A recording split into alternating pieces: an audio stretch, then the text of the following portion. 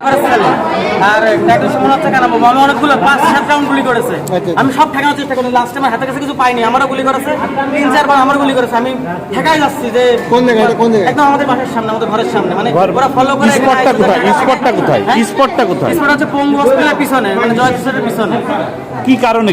কারণ হচ্ছে ব্যবসায়ী তো নেই, আমরা সবসময় টাকা থাকে, আমরা সব জায়গায় টাকা পয়সা ব্যবসা করি। ওরা জানে যে আমাদের কাছে ভালো অ্যামাউন্টের টাকা আছে, আর ওরা হচ্ছে চিহ্নিত সন্ত্রাসী, চিহ্নিত চাঁদাবাজ। কয়টা গুলি লাগছে না? কয়টা গুলি লাগছে? গুলি করে সম্পত্তি গুলো লেগেছে, প্রায় 7-8 রাউন্ড গুলি করেছে, আমি ঠেকাইছি সব।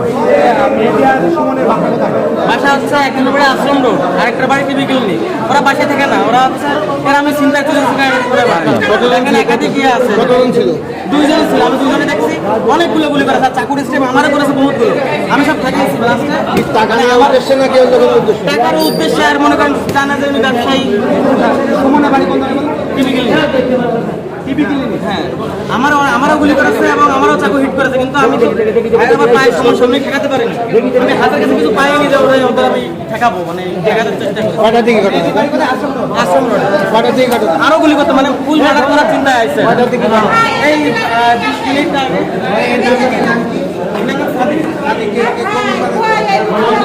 অন্তরঙ্গ ডিপার্টমেন্টালের ব্যবসা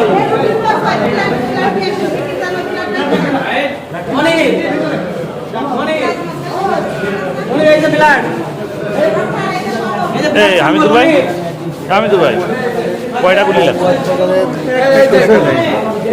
একটা। বুঝতে পারছি, মনে হচ্ছে একটা।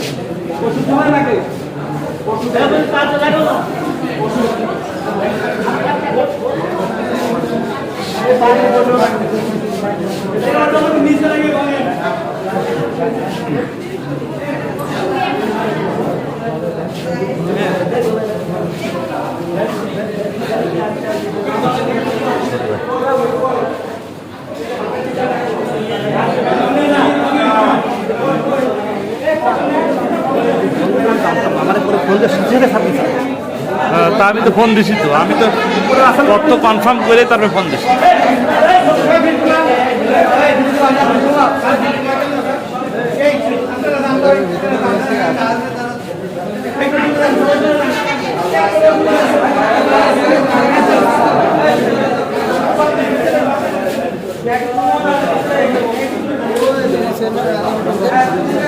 গুলি যাচ্ছে।